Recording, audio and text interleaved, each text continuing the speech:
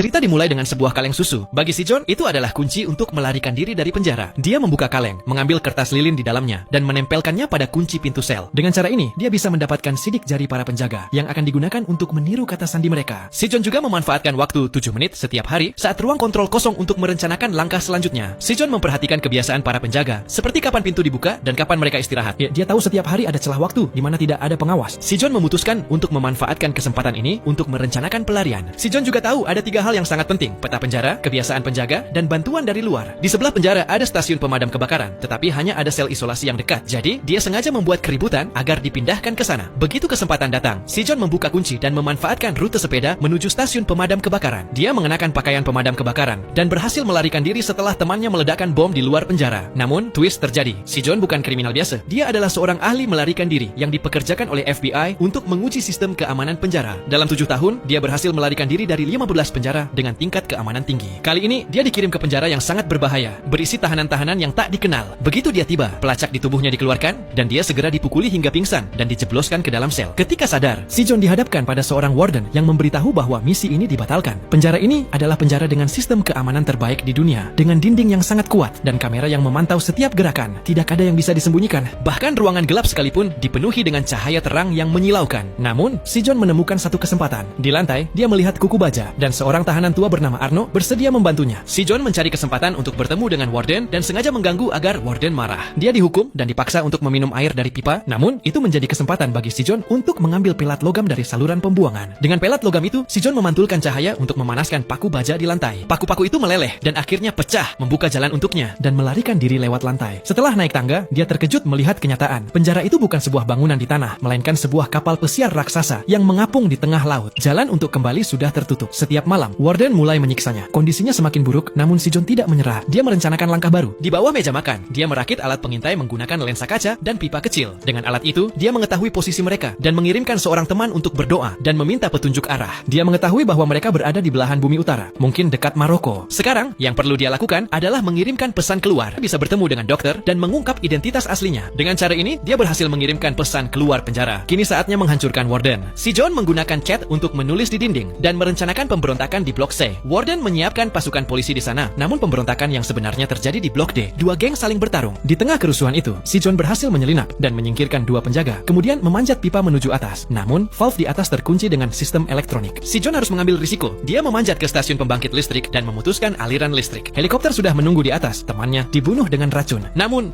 Han, rencana B tetap berjalan. Si John bersembunyi di dalam tangki air, dan begitu air itu mengalir, dia terjatuh ke laut dan berenang menuju permukaan. Sebuah tangga dilemparkan dari helikopter.